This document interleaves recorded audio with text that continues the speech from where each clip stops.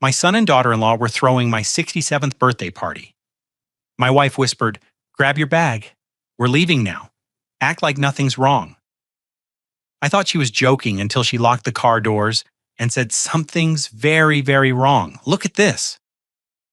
What she showed me was evidence I never expected. My son wanted to harm me, and he almost succeeded. But before I tell you what happened next, I need to know, where are you watching this from? Comment your city below. Your support helps this story reach others who need this warning. And if you've ever felt something was wrong but couldn't prove it, you're not alone. Now let me take you back to that night. The ballroom looked perfect. Golden balloons, white leaves everywhere, a banner reading, "Congratulations, Douglas Peaton. 40 years of excellence." My son Trevor had outdone himself. At 67, after building Peaton Investment Group to $16.88 million, this should have been one of the proudest nights of my life. I stood near the bar, surrounded by 150 guest colleagues, old friends, neighbors from our Gold Coast building. They all wanted to shake my hand, tell me they'd miss me at the office. "Dad, you doing okay?" Trevor appeared beside me, his hand on my shoulder. At 38, he looked confident in his navy suit. "You look pale." Truth was, I felt dizzy. The room had tilted moments ago. Just tired son. Long week. "You've been saying that a lot lately." He frowned. "Maybe sit down." "I'm fine." I squeezed his arm. "Thanks for organizing this. Means everything. Anything for you, Dad. You've earned this retirement." I'd been having these spells for months. Fatigue, dizziness, memory lapses, Caroline called. Senior moments. The worry flickered in her eyes. Trevor had been concerned to making sure I took my vitamins every morning. "Health is wealth, Dad," he'd say, handing me the bottle. "Good son, attentive son." Or so I thought. Across the room, Caroline stood rigid near the entrance. My wife's face was drawn, shoulders tense. She'd been quiet all evening. I'd asked twice if something was wrong. Both times she said she was fine. But 43 years of marriage taught me when she was lying. She caught my eye. Even 30 feet away I saw it. Fear, raw terror. Caroline moved through the crowd, her cream dress swishing. She leaned close, breath warm against my ear. "We need to leave." Her voice shook right now. "Don't ask questions. Just trust me." I searched her face. Her hand gripped mine painfully tight. "Caroline." "Now Douglas, please." In 4 decades together, I'd never heard that tone. Pure fear. I set my glass down. We made excuses. Forgotten doctor's appointment. Trevor looked disappointed. "Feel better, Dad. We'll celebrate soon." He hugged me, arms strong around my shoulders. The drive to our penthouse was silent, except for Caroline's ragged breathing. She drove fast, knuckles white on the wheel. Questions burned in my throat, but her rigid posture stopped me. We pulled into the underground garage. Caroline killed the engine but didn't move. She reached into her purse, pulled out a tablet. Trevor's tablet. Read this. Her voice broke. All of it. The screen showed a messaging app. Trevor's messages. My eyes found the first one from someone named Derek Brooks. I read it once. Then again, the words made no sense. "The compound is ready. It'll be in his drink tonight. 10 minutes after he drinks it, his heart will stop. He has a history. No one will suspect a thing." My vision blurred. The tablet shook in my hands. "Keep reading," Caroline whispered. I scrolled. More messages, dates going back months, details about dosages, about timing, about symptoms that would look natural, about vitamins laced with poison about me. My son, the boy I'd raised, loved, trusted, had been planning to kill me. The next message confirmed it. Perfect. 6 months of preparation. Tonight we finish it. Your father won't suffer. Quick, clean, untraceable, and then the money is yours. I couldn't breathe, couldn't think. The garage walls pressed in. Douglas Caroline's hand covered mine. "I found these 3 days ago." I've been trying to figure out what to do. But tonight was supposed to be she couldn't finish. She didn't need to. Tonight was supposed to be my last night alive. We made it upstairs somehow. I don't remember the elevator ride. The penthouse felt foreign, like someone else's home. Carolyn guided me to the couch, but I couldn't sit, couldn't stop pacing. This is a mistake. The tablet shook in my hand. Someone hacked his phone. It's fake. Douglas. No. I turned to face her. Trevor wouldn't. He's our son, Caroline. I know who he is. Tears streamed down her face. You think I wanted to believe it? I've spent 3 days praying I was wrong. 3 days. The words hit like a slap. You've known for 3 days. How do you tell your husband his son is trying to murder him? The word hung between us. Rad the rest, she whispered. All of it. I scrolled through more messages. 6 months of planning. 6 months of Trevor discussing dosages with Derek Brooks, Rebecca's brother, a chemist. 6 months of questions about symptoms, about making it look natural. One message from 4 months ago stopped me cold. Trevor, he's getting weaker. The fatigue is noticeable. How much longer, Derek? 2 more months. Then we increase for the final push. Slow poisoning is an art. I barely made it to the bathroom before I vomited. When I returned, Carolyn sat with her face in her hands. I collapsed beside her. Tell me how you found these. She took a shaky breath. Wednesday morning 3 days ago. Trevor said I could pick up his tablet from their apartment. He'd left it here last week. I nodded numb. I went to Lincoln Park. Trevor was at the gym. Rebecca was showering. The tablet was on their kitchen counter screen lit. A notification popped up from Derek. Something about the compound being ready. Her voice cracked. Douglas, I stood in their kitchen reading how they were going to kill you. How they'd been doing it for months. How tonight would be the final dose. How your heart would stop and everyone would think it was natural. The realization crashed over me. My vitamins. Caroline nodded. Every morning for 6 months. Trevor started that routine.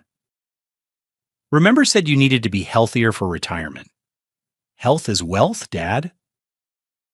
I heard his voice in my head, saw his smile as he handed me the bottle each morning.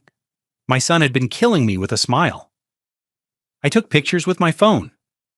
Caroline continued, then left before Rebecca came out. I went home and I didn't know what to do. Call the police. But what if I was wrong? What if there was an explanation for 6 months of messages about poisoning me? I know, but he's our son. I kept hoping. She broke off sobbing. I pulled her close. We sat on the same couch where we'd celebrated Trevor's college acceptance, toasted at his wedding where he'd been planning my death. Tomorrow. Caroline's voice was firm. Now first thing, hospital blood test. Caroline, no arguments. We need proof. Real proof. If I'm wrong, I'll apologize forever. But if I'm right, her eyes met mine. If I'm right, our son has been murdering you for 6 months. I wanted to argue, wanted to defend him, wanted to believe there was some explanation, but I couldn't. Deep down, I knew she was right. Okay, I whispered. Tomorrow, first thing. Outside our windows, the city glittered. Somewhere out there, Trevor was wondering why we'd left his perfect party early. Somewhere out there, my son was waiting for me to die. Northwestern Memorial Hospital's waiting room smelled like antiseptic and anxiety. Caroline and I had been sitting in those uncomfortable plastic chairs for 3 hours. My wife hadn't let go of my hand since we arrived. Her grip tight, the kind of hold you give someone when you're afraid they might disappear. I kept thinking about those messages. 6 months Trevor had been poisoning me, slipping something into those vitamins he insisted I take every morning. For your health, Dad, he'd say, and I'd believed him. Mr. Peaton. A nurse appeared. Dr. Hayes will see you now. Dr. Hayes was maybe 50 with graying hair and eyes that had delivered bad news too many times. He gestured for us to sit, but Caroline remained standing, arms crossed tight. Mr. Peaton. He began, his tone making my stomach drop. I've reviewed your blood work 3 times. I even sent samples to 2 different labs to confirm. He paused. You have elevated levels of a potassium-based compound in your system. Significantly elevated. What does that mean? My voice came out. It means someone has been poisoning you slowly, methodically. He pulled up results on his computer. Based on the accumulation patterns, I'd estimate 6 months of exposure. 6 months. The messages had been right. How bad is it? Caroline's voice trembled. Dr. Hayes turned to face us both. Mr. Peaton, at current levels, you have perhaps 1 to 2 weeks before the toxin causes cardiac arrest. The room tilted. 1 to 2 weeks. Trevor hadn't just been planning to kill me. He'd been actively killing me for half a year.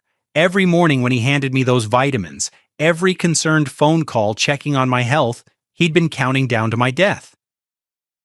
Can you treat it? Caroline demanded. We can begin chelation therapy immediately to reduce the toxin levels, but the damage is extensive. We'll do everything we can, but you need to understand whoever did this came very close to succeeding. It was our son. The words came out flat. The words came. Trevor, the vitamins he gave me. That's how he did it, isn't it? Dr. Hayes' professional mask cracked, revealing something that looked like horror. I'll need to report this to the authorities. We already have evidence. Caroline said, her voice harder now. Message is proof of intent, but we need this as scientific confirmation. I'll prepare a full toxicology report for law enforcement. Dr. Hayes extended his hand. Mr. Peaton, start treatment immediately and avoid any contact with whoever did this until they're in custody. In the parking garage, Caroline and I sat in silence.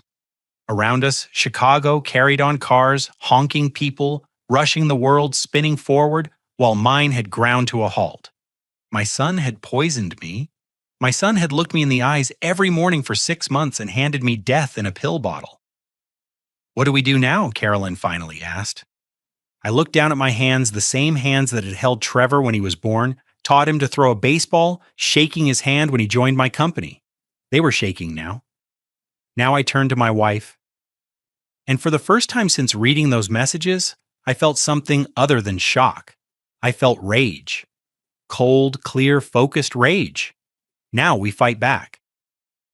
Trevor wanted to kill me for that money. I started the engine. He's about to learn exactly what his father is capable of when he's fighting for his life.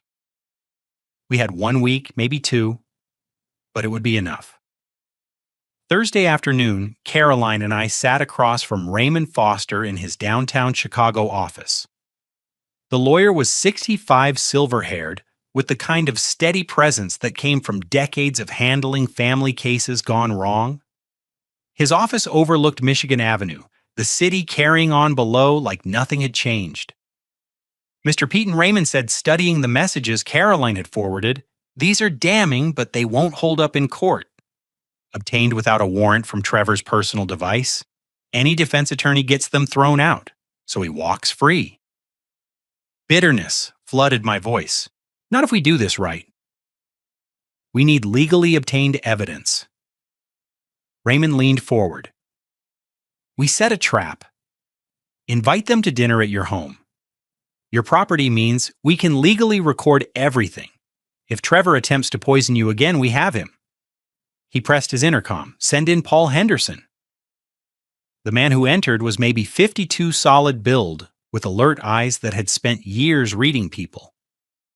Former Chicago PD Detective Raymond explained now private investigation. Mr. Peaton, Paul said, opening his laptop. I've been digging into your daughter-in-law. Rebecca Morgan is what she calls herself now.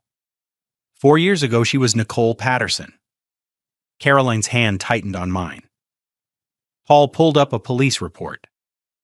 Nicole was married to Thomas Morgan, a 52-year-old investment banker in Oak Park. 4 years ago, he fell down the stairs at home. Death ruled accidental, but his daughter didn't believe it. Accidental? I repeated, my blood going cold. Melissa Morgan was 26 then. She pushed hard for investigation, but there wasn't enough evidence. Nicole inherited $2.4 million, then vanished. Changed her name legally 3 years ago, right before meeting your son.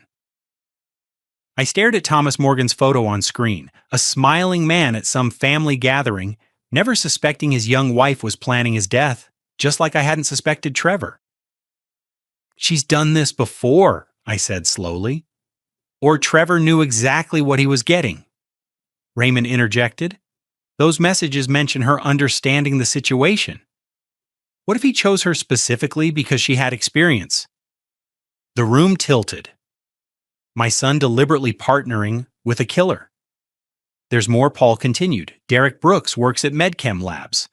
Has access to controlled substances. 3 months ago, inventory showed discrepancies in potassium compounds. Small amounts, nothing triggering investigation, but enough to kill you. If we prove Derek supplied the poison, that's conspiracy to commit murder. Raymond said he'll flip on Trevor and Rebecca to save himself. I contacted Melissa Morgan this morning, Paul added. She's 30, now lives in Evanston. When I told her about your case, he paused. She wants justice for her father and for you. She'll testify about her suspicions regarding Thomas's death. Raymond steepled his fingers. Here's the planned Saturday night dinner at your house. We install cameras and recording equipment, all legal, on your property. We give Trevor the perfect opportunity to finish what he started. My team includes a paramedic on standby. If Trevor poisons a drink, we switch it before you consume anything. And if he suspects something, Caroline asked. He won't, Paul said, confidently. You're dying on his schedule. Why would you suspect your devoted son? Raymond's expression turned serious. Douglas, understand this. Once we do this, there's no going back. Your son goes to prison. So does Rebecca. Your family as you knew it ends. Are you certain I thought about 6 months of Trevor handing me death with a smile? I thought about Thomas Morgan tumbling down those stairs while his wife watched. I thought about Melissa, 4 years of knowing but unable to prove. I thought about the blood test, 1 to 2 weeks left. He stopped being my son the moment he decided I was worth more dead than alive.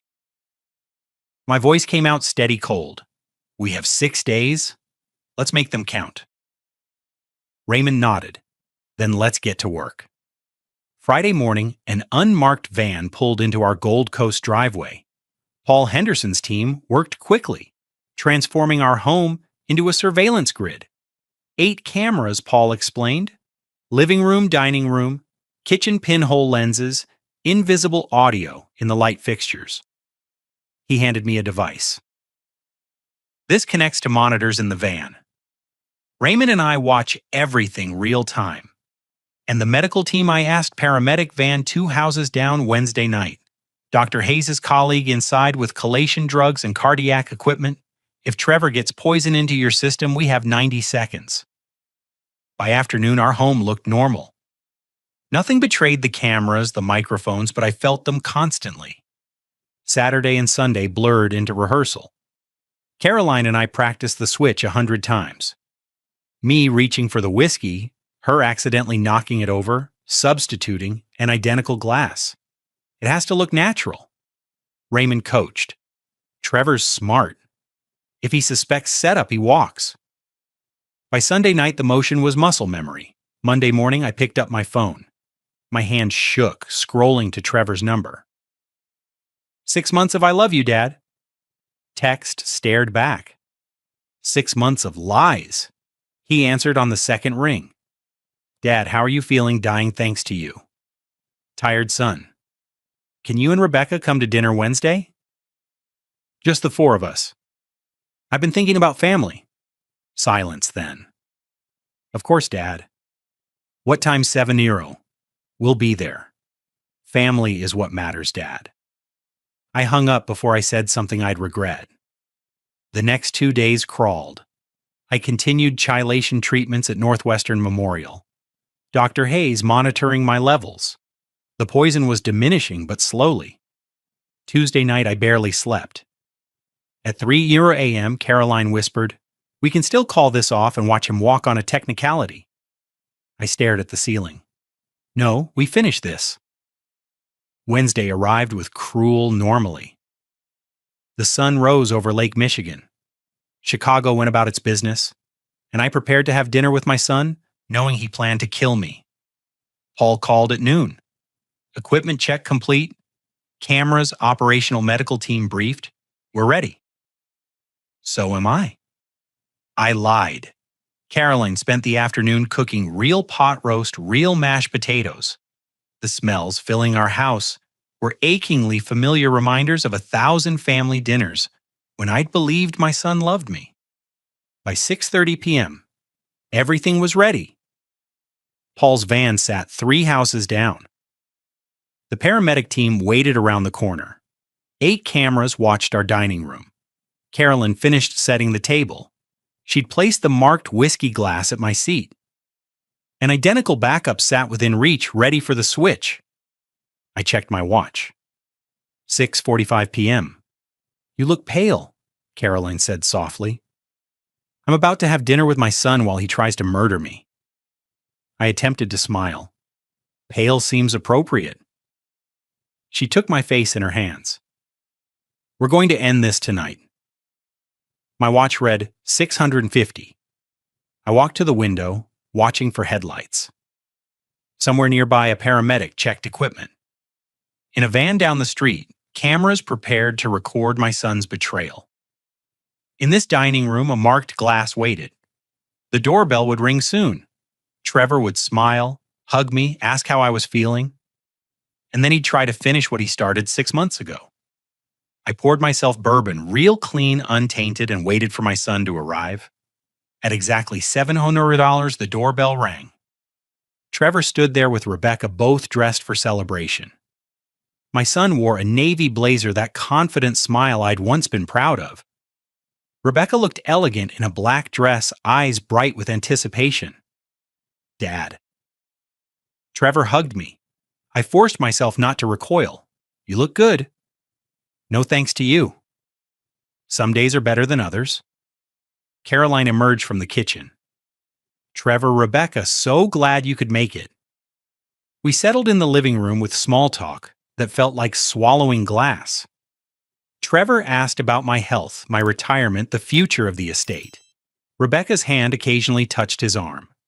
Silent communication. Trevor helped me get drinks. I stood. "I've got that 18-year Macallan you love." "Of course, Dad." In my study, I poured bourbon into 2 crystal glasses.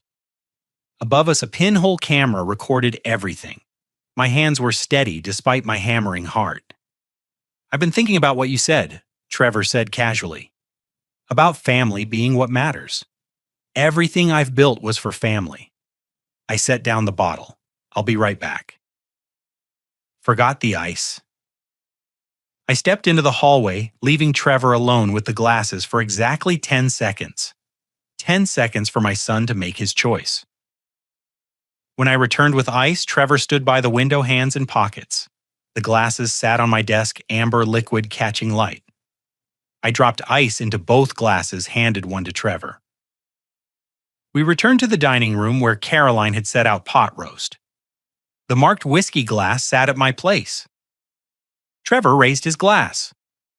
To family, I echoed. I brought the glass halfway to my lips when Caroline moved behind me, reaching for the serving dish. Her elbow connected with my arm, practiced 100 times, and the glass flew from my hand. Crystal shattered against hardwood bourbon, splashing across the tablecloth. "Oh God, Douglas." "I'm so sorry." Rebecca's face went white, her eyes wide with horror and fury. Trevor's jaw clenched, knuckles whitening. "It's fine," I said, voice deliberately weak. "Actually, I'm not feeling well." My chest. I pressed my hand to my sternum. "Dad." Trevor half rose. "Should we call 911? "No, just need rest." "Maybe we should call it a night. We just got here," Rebecca said tightly. "Sorry to cut the evening short." I stood carefully. Trevor, can you see yourselves out? My son stared at me calculating, wondering if the poison had somehow worked. Of course, Dad feel better. He kissed my cheek Judas with a smile. Caroline walked them to the door. Through the window, I watched them reach their car. Trevor's hand shook, unlocking the door. They pulled away and I picked up my phone. Paul, you get it. Every second in 4K, Trevor adding powder to your glass, clear as day. I walked to where crystal shards glittered. Somewhere in that spilled bourbon was enough poison to stop my heart. 30 minutes later, sirens cut through Gold Coast. I stood at my window watching red and blue lights converge 2 blocks away, Trevor Street. My phone buzzed. Paul's text, both in custody. It's over. Caroline stood beside me. 43 years of marriage. She'd saved my life tonight. It's over, I whispered. Her hand found mine. No, it's just beginning. At 9:30 p.m., Chicago PD descended on Trevor's townhouse in Lincoln Park. I watched from Paul's van as officers led my son and daughter-in-law out in handcuffs, their faces pale under the streetlights. Trevor kept looking back at his door like he was waiting to wake up from a nightmare. He wouldn't wake up. This was real. Search team found everything. Paul said, listening to his radio. White powder residue in an envelope in Rebecca's purse. The vitamin bottle still half full of poisoned capsules in Trevor's bathroom cabinet. Text messages on both phones. It's airtight. Douglas? I nodded, unable to speak. My son had kept those poisoned vitamins in his bathroom like they were aspirin. My phone rang at midnight, Trevor's number. I stared at it, watching it vibrate in my hand. Don't answer. Caroline said I answered, Dad, please? Trevor's voice was wrecked, desperate. This is a mistake, a misunderstanding. You have to tell them. Tell them what? That you didn't poison me for 6 months. That the cameras didn't record you putting powder in my drink tonight. Dad, I can explain. No. The word came out flat foul. You can explain to your lawyer, don't call this number again. I hung up. Blocked his number. 40 years of fatherhood ended with a button press. Friday morning, Detective Paul Henderson called. Trevor's asking to see you. You don't have to go. I want to, I said. Caroline looked at me sharply but didn't argue. Some conversations had to happen, even the ones that destroyed you. The interrogation room at the Chicago PD Central District smelled like stale coffee and fear. They'd put Trevor in an orange jumpsuit that made him look younger, smaller. When I walked in, he stood so fast his chair scraped against concrete. Dad, sit down. My voice carried command I'd used in boardrooms for 40 years. Trevor sat. I took the chair across from him, Detective Henderson standing by the door. A camera in the corner recorded everything. More evidence for the case that would send my son to prison. You wanted to talk, I said. Talk. Trevor's hands shook on the metal table. Dad, I'm sorry. I'm so sorry. I didn't mean for it to go this far. You poisoned me for 6 months. How much farther could it go? I was desperate. Tears started down his face. The debts, Dad. Crypto investments went bad. I lost $700,000. Then I borrowed from the wrong people, got in deeper. I owed $1.1 million. They were threatening me, said they'd kill me if I didn't pay. So you decided to kill me instead. I didn't know what else to do. I'd already taken $400,000 from the company. You embezzled from me. The betrayal kept finding new depths. I was going to pay it back, I swear. But it wasn't enough. And they kept calling, kept threatening, and He put his head in his hands. I panicked. You planned. I kept my voice level for 6 months. You planned. You contacted Derek Brooks, got the poison-tested dosages. You watched me get weaker and pretended to care. That's not panic, Trevor. That's premeditation. Rebecca helped me see there was a way out. Don't. I leaned forward. Don't you dare blame her. You made this choice. I'm not blaming her. She understood the pressure I was under. She'd been through difficult situations before. You mean when she murdered her first husband? Trevor's face went white. That she told me that was an accident.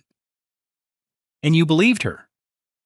Or did you choose a woman who'd already killed because you needed someone who knew how silence? In that silence, I saw the truth. Trevor had known exactly what Rebecca was. Maybe not at first, but eventually. And he'd stayed because she could teach him how to get away with murder. I love you, Dad, Trevor whispered. I know you don't believe that, but I do. I never wanted to hurt you. You wanted me dead. I wanted the pain to stop, the calls, the threats, the fear. I just wanted it all to stop. I stood slowly. Every one of my 67 years weighing on me. You know what stops now, us. Whatever relationship we had, whatever love I had for you, it stops right here. I looked down at my son, the stranger wearing Trevor's face. You're not my son anymore. You're just a failed murderer who's going to prison. Dad, please. Goodbye, Trevor. I walked to the door. Behind me, Trevor's voice rose to a shout. Dad, Dad, please don't leave me, Dad. His screams followed me down the hallway, through the police station, into the parking lot where Caroline waited. She took one look at my face and pulled me into her arms. It's done, I said into her shoulder. He's gone. And for the first time since this nightmare began, I let myself break.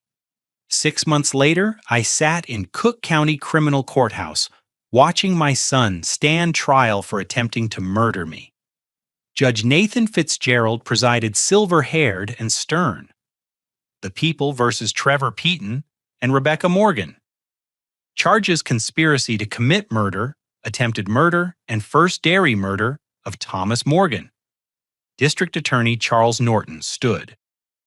Your Honor, the evidence is overwhelming, he began with the video.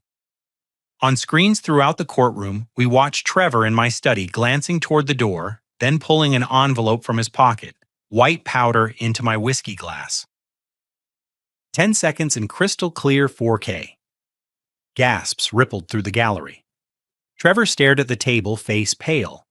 This video was obtained legally from Mr. Peaton's home. Norton continued, note the timestamp. 7:14 p.m., October 11th. Next came physical evidence. The envelope with potassium chloride residue. The vitamin bottle from Trevor's bathroom. 23 poison capsules remaining. For 6 months, Trevor Peaton systematically poisoned his father.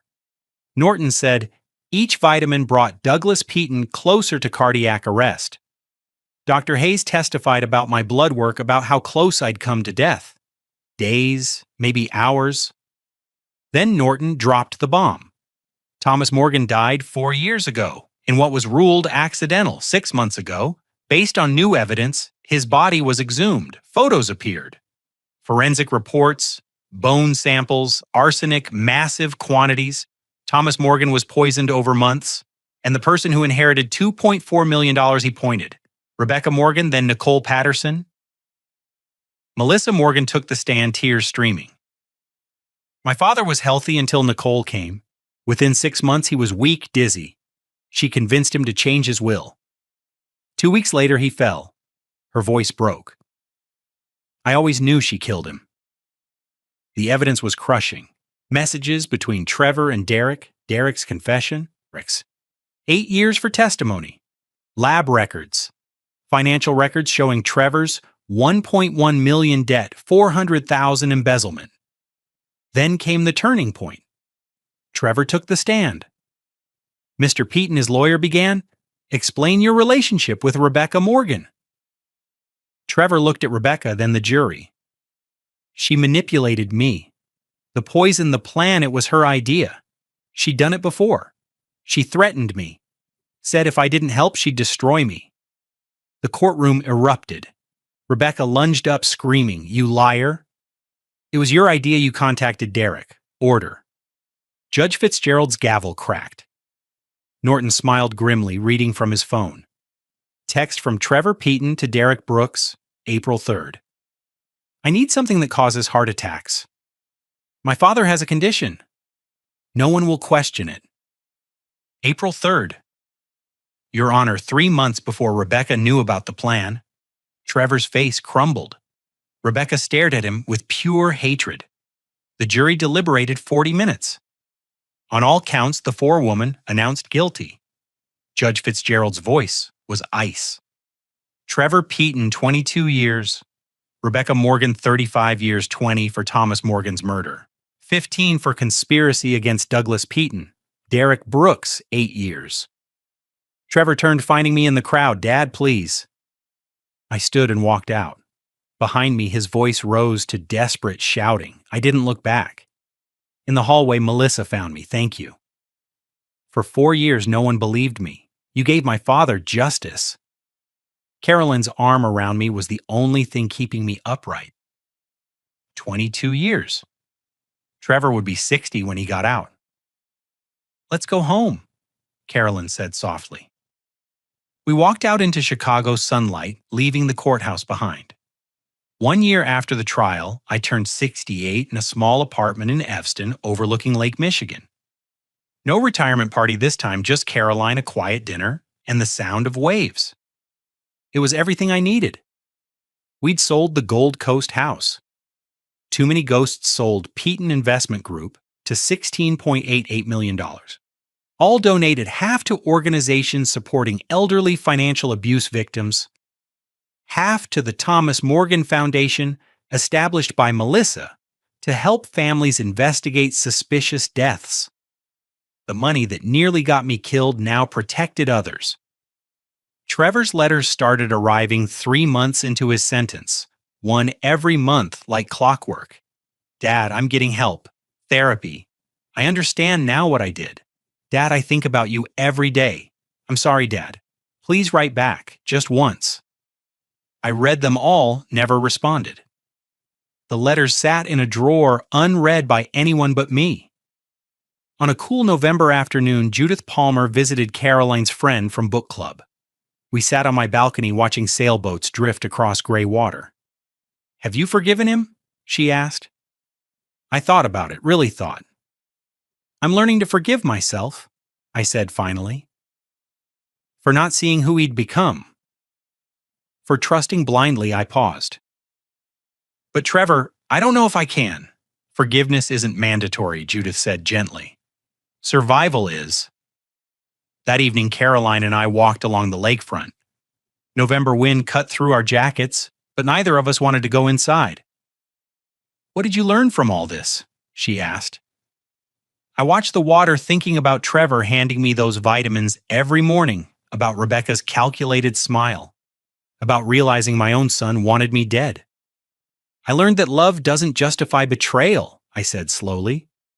That family isn't always safe, that the people closest to you can become strangers. I squeezed her hand, and I learned that 43 years of marriage means something. You saved my life, Carolyn. We saved each other, she said. Maybe she was right. We're 68 and 62 now, starting over with nothing but each other and the life we rebuilt from ashes. Some would call that failure, losing everything, betrayed by your only child, beginning again at retirement age. I call it survival. Trevor will be released when he's 60. I'll be 89 if I'm still here. I don't know if I'll see him. That's a decision for future Douglas. Right now I'm focused on today. Today, I'm alive. Today, Caroline and I watched sunrise over Lake Michigan. Today we had coffee and talked about volunteering at the community center. Today was enough. I'm 68 years old. I'm still breathing. And I've learned the most important lesson. It's never too late to start over. Never too late to choose yourself. Never too late to build a life worth living. Looking back, I see what I missed. I trusted blindly when I should have questioned. This is my true story, and it's a warning I pray you never need. Don't be like me. Don't ignore warning signs because you love someone. This true story nearly ended with my death, and only God's grace through Carolyn saved me. Here's what I learned. First, verify trust even with your children. Second, protect yourself legally before crisis hits. Third, listen to your spouse when they sense danger. God gave me Caroline for a reason. Some nights I still wonder where I failed as a father. But my pastor said, Douglas, you can't control another person's choices. Those words given by God through him brought peace. This grandpa's story's warning isn't unique. Financial elder abuse happens daily. Children draining elderly parents. But with vigilance, we survive. We rebuild. If my true story helps one person recognize danger, if one grandpa verifies those helpful vitamins or checks suspicious transfers, then sharing my pain was worth it. So I'm asking, have you seen this? Know someone at risk? Comment your city below? Let's build awareness. Share this if you know an elderly person who needs to hear it. Subscribe if you believe grandpa stories like these, real grandpa stories from survivors, deserve to be told. Your engagement saves lives. Don't let my story become theirs. God bless. Stay vigilant. They told me not to come to my own daughter's wedding because I didn't look important enough. So I made one quiet phone call that night. And by sunrise, the entire $480,000 wedding was gone. And when they demanded to know who destroyed everything, I walked in and let them read my name on every contract. Before I continue, let me ask you something quietly. If you're still listening, consider subscribing to this channel and tell me where you're listening from. Every story I share carries a piece of my life, and knowing you're here makes telling it easier. I live in a small house on the west side of Dayton. 3 bedrooms, 1 bathroom. Nothing impressive, nothing meant to be noticed. The furnace clicks too loud in winter. The porch light flickers when rain comes down hard, and the floor by the sink still cacks if you step just right. I've known about that creak for years. Kept meaning to fix it. Life always gave me something else first. Most mornings I wake before sunrise. Not because I need to anymore, but because my body remembers.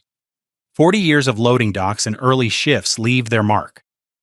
I shuffle into the kitchen, kettle on, 2 scoops of grounds, no sugar, just a little milk. My hands aren't pretty now, thick knuckles, a scar across my thumb from a strap snapping in '89. But they still work. That matters to me. I sit at the table by the window. Same chair I've used since my wife passed. The cushion dips where I lean. I always lean left. Across the street, Mrs. Donnelly walks her dog at exactly 6:12.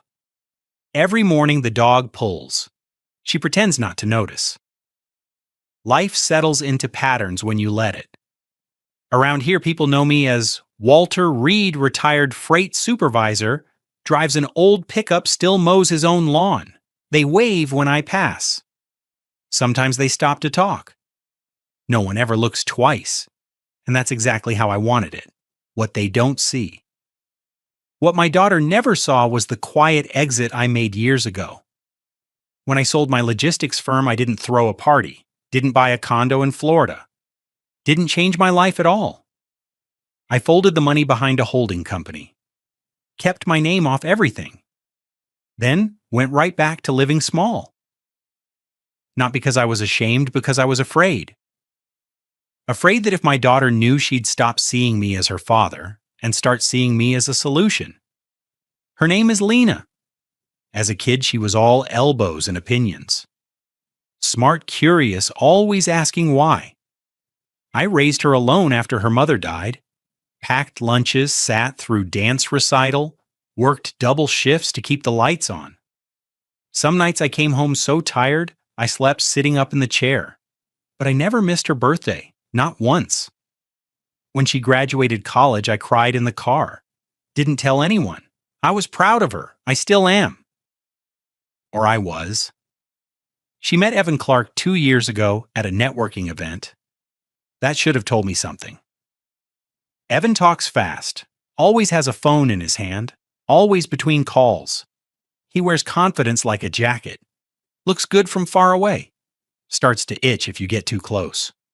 The first time he came to my house, his eyes scanned the room, like a realtor's. He didn't mean to, he just couldn't help himself. I offered him coffee, he declined, said he was cutting caffeine. He asked what I did before retirement. I told him the truth, just not all of it. Logistics, I said? Warehouse work management. He nodded politely. The kind of nod people give when they've already moved on. I saw Lena watching him, checking his reactions, making sure he approved. That hurt more than I expected. Still, I kept quiet. When they announced the wedding, it sounded less like joy and more like a press release. Venue guest list, sponsors, the Brighton Grand Hotel, downtown crystal chandeliers, valet parking. I smiled, said, "Congratulations," wrote a modest check for the engagement party. What I never said, what I never planned to say, was that every major deposit, every luxury upgrade, every angel contribution came from me. Through a company Evan loved to brag about, a benefactor he admired, a name he trusted. He never knew it was mine. I thought helping quietly was the safest way to love. The week before the wedding, I pulled my old suit from the closet. Navy blue, a little tight in the shoulders, worn at the cuffs. That suit buried my wife. It was good enough to walk my daughter down the aisle. I pressed it carefully, hung it by the cabinet knob, stepped back. For a moment, I felt calm. I pictured Lena as a child barefoot in the yard, laughing at nothing. I thought about the future. Grandkids, maybe. Then my phone buzzed on the counter. Evan's name lit the screen. I answered with a smile I didn't know would be my last. Because that quiet, ordinary night, that small kitchen, that old suit, that steady calm was about to break. And I didn't know it then, but that silence was the last real peace I'd feel for a long time. "Walter," Evan said. No greeting, no warmth, just my name, clipped and careful. The kind of voice people use when they've already made up their mind. I leaned against the counter, the kettle was still warm. Steam lightly fogged the window. "What's wrong?" I asked. I meant Lena. I always meant Lena. There was a pause, a breath he didn't want me to hear. "We've been finalizing arrangements," he said. "Guest flow, seating, optics. The word didn't belong in my kitchen." "Okay," I said slowly. Another pause. Longer this time. "We have investors flying in," he continued. "Board members, a city councilman, people who matter. So we need to keep the ceremony focused." I felt my hand rest against the counter's edge. The laminate was chipped there. I'd noticed it 100 times. Never thought it mattered. Focused how I asked, he exhaled, impatient now. "Walter, don't take this the wrong way." That's when my chest tightened. "We think it's best if you skip the ceremony." I didn't answer right away. Didn't answer right. The refrigerator hummed behind me. A car passed outside. Life kept moving. "Skip the ceremony," I repeated. "Yes," he said quickly, relieved almost. "You can come later." "After the reception starts around 10 Zurare. He cleared his throat. "There's a service entrance near the kitchen. Staff will let you in." Service entrance. I looked down at my hands. Thick fingers, old scars, hands that built the ground he was standing on. "You don't want me walking my daughter down the aisle?" I said. Well, he hesitated. "It doesn't really fit the image." Image. The word landed hard. I swallowed. Didn't rush myself. "Does Lena know about this?" I asked. Silence. Not a dropped call, not a bad signal. A silence that answered everything. "She's emotional right now," Evan said finally. "Weddings do that, but she understands the bigger picture." The bigger picture. This is about our future. Did she agree?" I asked quietly. "That I'm not important enough to be seen?" His tone sharpened. "Walter, you're being dramatic," he snapped. "This isn't personal. It's strategic." Strategic.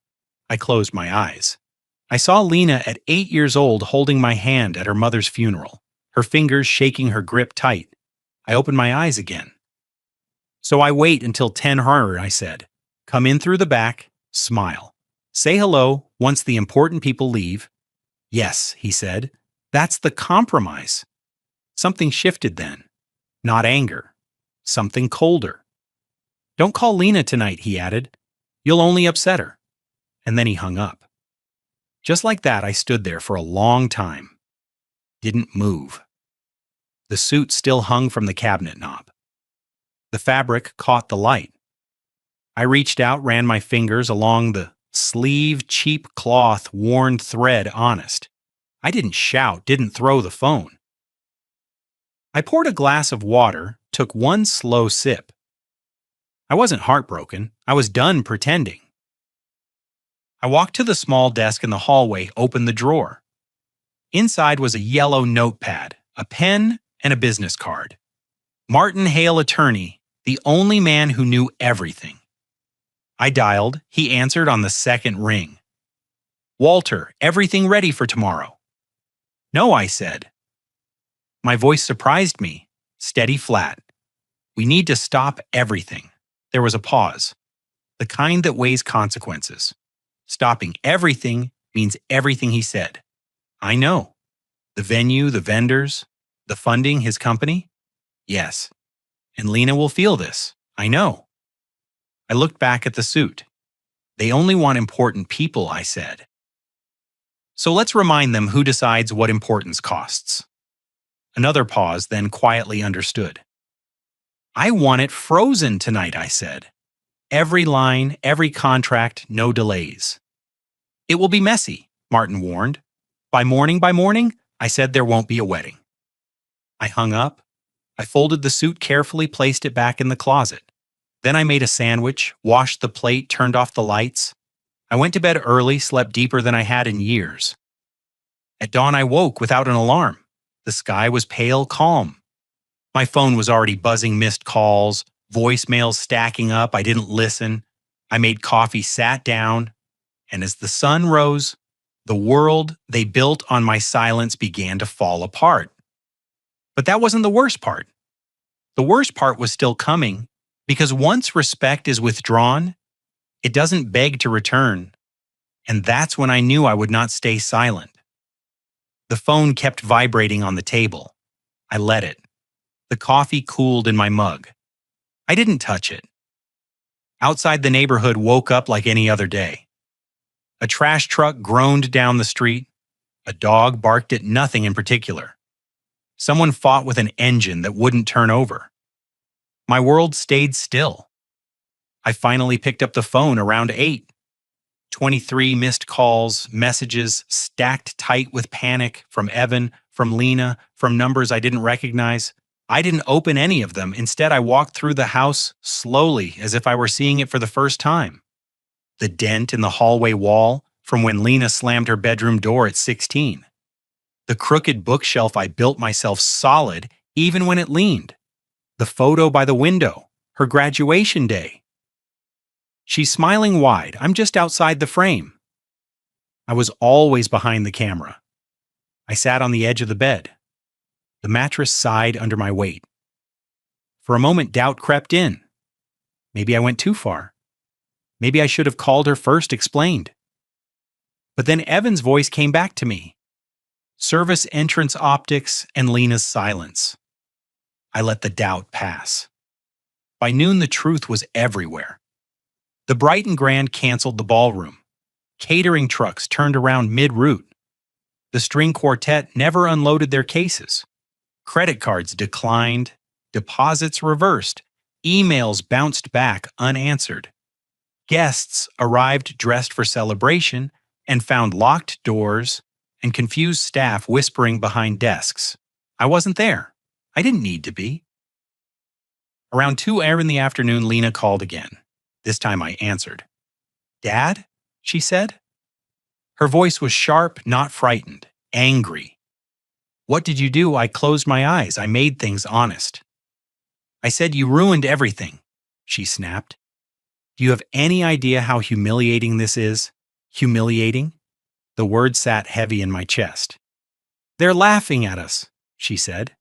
"At Evan. At me." I waited, didn't interrupt. "Why didn't you just stay home like we asked? You could have avoided all of this." I spoke slowly, carefully. "You didn't ask," I said. "You decided. That's not fair," she shot back. "You don't understand how things work." I looked at the photo by the window. "I understand exactly how they work," I said. "I just didn't know I raised you to agree with it." She went quiet. Then her voice came back colder. "This was never your money to control." That one landed. I stayed very still. "I worked nights so you could sleep safely," I said. "I sold pieces of myself so you'd never worry about bills." She cut me off. "This is emotional blackmail," she said. "You think your sacrifice gives you the right to humiliate us, not me, not family, us?" I'm hanging up. She said, "Don't contact me again until you're ready to fix this." The line went dead. I held the phone for a long time. Then I set it face down on the table. That night I didn't turn on the lights. I sat in the dark. Rain tapped the windows, softly, steady, patient.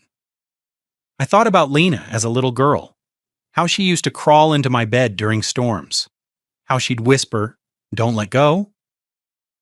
I wondered when she stopped believing I wouldn't. Sleep came late. I got up, went to the kitchen, opened the drawer. Inside was an old envelope worn at the edges, her name written on it. The night she came to me shaking. Debt she couldn't explain. A man who disappeared, I paid it quietly, protected her. And in return she signed papers she never read, not as punishment. As protection so no one could ever use her again. I hadn't planned on remembering that night. But betrayal has a way of reopening old doors. By morning, Evan's name was everywhere. Funding pulled, meetings canned, promises exposed. His company collapsed faster than I expected. Confidence doesn't hold weight without money underneath it. Still, none of it felt like victory. Victory is loud. This was hollow. I missed my daughter. But I also knew something had changed. Something that couldn't be undone. I stood by the window as dawn returned, watched the light touch the street, and that's when I began to think very carefully. Not about revenge, about truth, about timing, about what silence could still do. Because patience, I realized, isn't weakness, it's restraint. If you're still listening, thank you. Stories like this remind me that patience isn't weakness. It's quiet strength. Some nights, even now, I catch myself whispering her name. Not in anger, but in disbelief. I didn't rush anything after that. I learned long ago rushing is how you ruin things. So I went back to routine. I mowed the lawn, replaced the porch bulb that flickered for years, tightened the loose hinge on the back door, small repairs steady the mind. Every evening I sat at the desk in the hallway. Same yellow notepad, same pen. At first I didn't write names, just dates, amounts, connections. Truth has a shape if you let it form slowly. Evan's company wasn't built on strength. It was built on reflection. Shell accounts stacked on loans. Loans stacked on promises. Promises stacked on reputation. And reputation is lighter than people think. I made a few calls, not many. One to Martin, one to a compliance officer I trusted. One to a man who still remembered who helped him when no one else would. No threats, no pressure, just questions. Is this structure solid? Who actually guarantees this line? What happens if funding pauses temporarily? I listened more than I spoke. Silence makes people talk. Days passed, then weeks. Evan's voicemails changed tone. Anger softened into fear. Fear turned into pleading. I never answered. Lena sent one message, short, controlled. "You've made your point." I read it once, then folded the paper I'd been writing on and slid it back into the drawer. This wasn't about a point, it was about balance. Late one night I opened the filing cabinet in the garage, the old metal one that smells like dust and oil. Inside were records I kept not out of suspicion, but out of habit: contracts, signatures, amendments. One document sat on top, stamped notarized. The contingency clause, the one Evan never read. It gave me the right to withdraw support if the company's public conduct materially misrepresented its values. Optics, I thought. Funny word. I smiled then just once. This wasn't revenge. It was alignment. That's when the title phrase came back to me. The one people would repeat later like a warning they wished they'd understood sooner. They told me not to come to the wedding. I didn't plan to show up hungry. I planned to show up undeniable. Timing mattered. The bright and grand scheduled a closed-door meeting. Investors, partners, damage control. That's when Martin arranged my attendance. Not announced, not hidden, just present. That morning I chose a different suit, charcoal gray, still modest, still mine. I drove myself parked 2 blocks away, walking steadies the heart. Inside the lobby, voices lowered as I passed. No one recognized me. That was fine. When the meeting began, I took a seat near the back. I listened. Evan spoke too loudly. Confidence trying to outrun a shadow. Then Martin cleared his throat. Before we continue, he said, "There's a clarification we need to address." He looked at me. "Mr. Reed, would you care to explain?" I stood, slowly adjusted my jacket. "I won't take much time," I said. "Only enough for the truth." Folders slid across the table. Pages turned, eyes widened, ownership lines, funding paths, my name finally visible. A murmur spread, then nothing. Silence. Evan stared at me. His mouth open-closed again. I met his eyes. No anger, no triumph, just clarity. "This isn't punishment," I said calmly. "It's consequence." Then I sat down. The room never recovered. That evening I walked home instead of driving. The city felt quieter somehow. The stage was set. All I had to do now was wait. They had no idea that silence can build walls stronger than words. The truth didn't arrive loudly. It settled. That was the first thing I noticed. After the meeting, no one raised their voice. No one slammed the door. They simply stopped returning Evan's calls. Emails went unanswered. Meetings quietly disappeared from calendars. Doors closed without making a sound. I stayed home. I cooked soup from scratch, chopped onions slowly, let them soften instead of burn. Patience tastes better that way. 3 days later, Evan showed up at my house. I saw his car through the front window, parked crooked hazard lights, blinking like an apology. I didn't rush. I finished drying the plate in my hands, folded the towel, set it down carefully. Then I opened the door. He looked smaller. Same suit wrinkled, now confidence gone from the seams. "Walter," he said, his voice cracked halfway through my name. I stepped aside, let him in. He didn't sit, just paced the room. I didn't know, he said quickly. I swear if I had, I raised my hand. Not in anger, just enough. "You knew what mattered to you," I said. That was enough. He stopped pacing. "They're freezing everything," he said. "The investors, vendors, even my parents' accounts." I nodded once. "That happens," I said. He stared at me. "Please," he said. "I'll fix this. I'll apologize. I'll tell Lena." I looked at him fully then. A man trained to perform remorse, not to feel it. "Sit," I said. He did. I opened the drawer and took out the envelope, the one I avoided touching for years. I placed it on the table between us.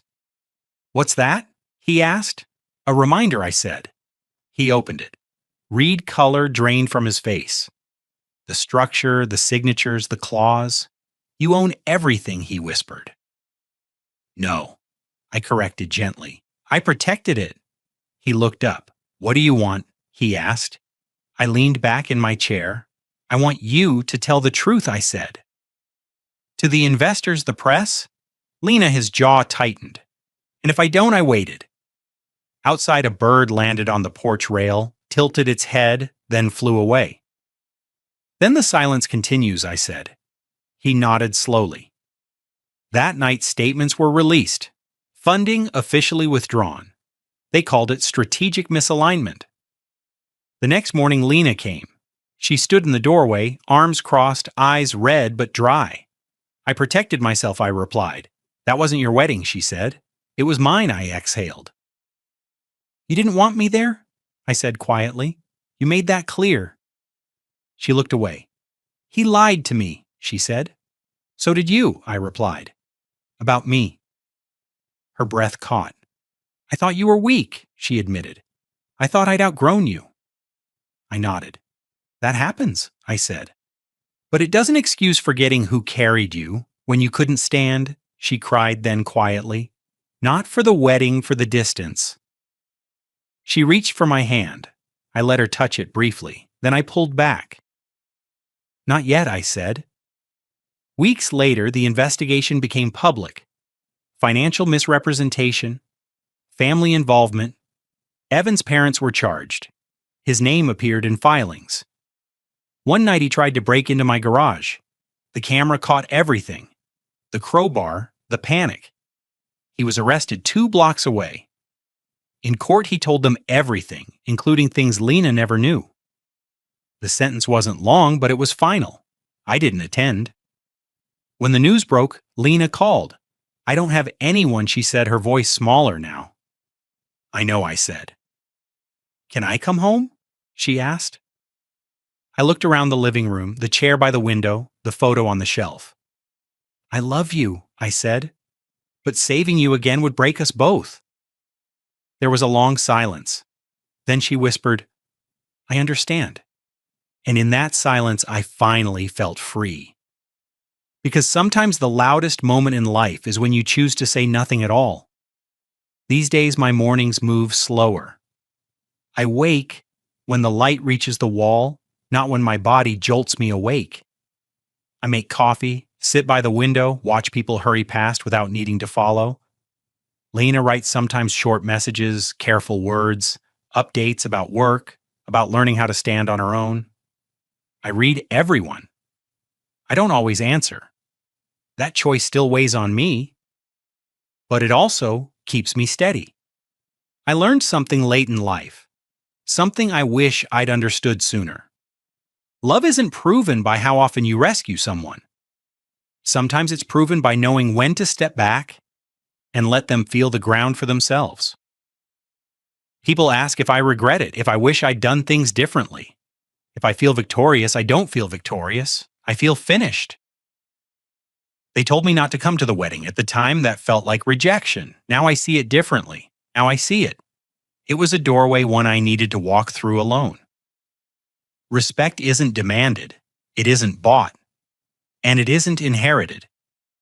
Respect is earned quietly and lost just as quietly. When Evan looked past me, when Lena stayed silent, they showed me who they were becoming. And when I stayed calm, when I chose patience over reaction, I finally showed myself who I had always been. I still love my daughter. That hasn't changed. But love doesn't mean shrinking so others can feel taller. It doesn't mean giving up dignity to keep the peace. Some evenings I sit on the porch and listen to the wind move through the trees.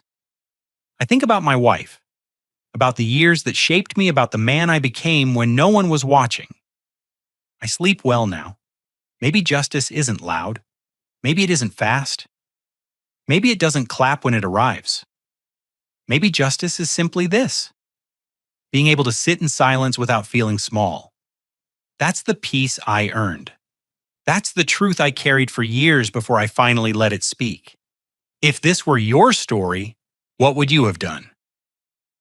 Share your thoughts in the comments and subscribe if you'd like to hear more quiet truths like this one.